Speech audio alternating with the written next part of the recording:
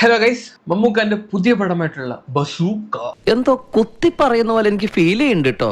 കുത്തിയില്ലല്ലോ, കുത്താൻ പോണല്ലേ ഉള്ളൂ.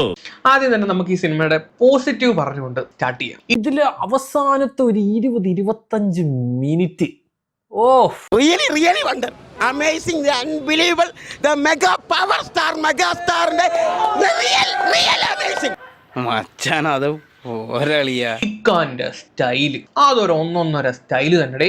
നല്ല ഫാൻസിനൊക്കെ കൈയടിക്കാൻ വേണ്ടിയിട്ടുള്ള അല്ലെങ്കിൽ ആ ഒരു സ്വാഗ് ഒക്കെ ഇക്ക അതിനകത്ത് കൊടുക്കുന്നുണ്ട്.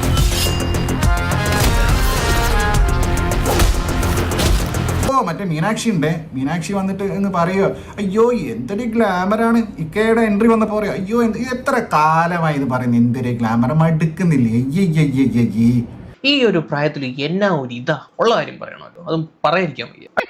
ഇതൊക്കെ എന്ത്? ഇനി നമുക്ക് ഈ സിനിമയുടെ നെഗറ്റീവിലോട്ട് വരാം. എവിടെ പോണു? തൊണ്ട വെള്ളം കുടിക്കണം.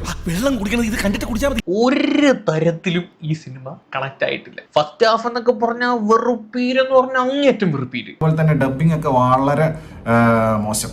ഇങ്ങനെ കംപ്ലീറ്റ്ലി ആർട്ടിഫിഷ്യൽ സിറ്റുവേഷൻസ് ഉള്ള ഏതോ പാരലൽ വേൾഡ് നടക്കുന്ന പോലത്തെ എന്തൊക്കെയോ കാണിക്കോ. കടിച്ചു പിടിച്ചിരുന്ന് കണ്ടു നിർത്തിയത് ഇതിങ്ങനെ എഴഞ്ഞ് ക്ലൈമാക്സിനോട് അടുക്കുമ്പോൾ നമുക്കൊരു ഹൈ മൊമെന്റ് കിട്ടും. അതൊരു സാധനം സത്യം പറഞ്ഞാൽ എനിക്ക് കാശ് മുതലായത് ആ ഒരു 20 മിനിറ്റ്. എനിക്ക് ആകെ ഒരു വിഷമം എന്ന് പറഞ്ഞാൽ ആ 20 മിനിറ്റ്സ്, ലാസ്റ്റ് 20 മിനിറ്റ്സിൽ ആ ക്യാരക്ടർ അതിനെ എലാബറേറ്റ് ചെയ്യണമായിരുന്നു.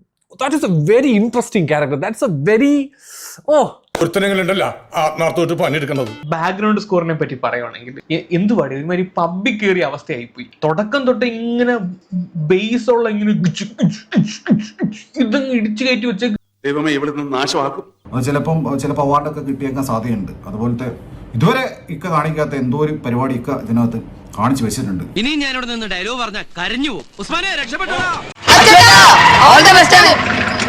താങ്ക്സ് ഉണ്ടടാ മോനെ ദിനേശ, താങ്ക്സ് അടിച്ചു പൊളിക്കടാ.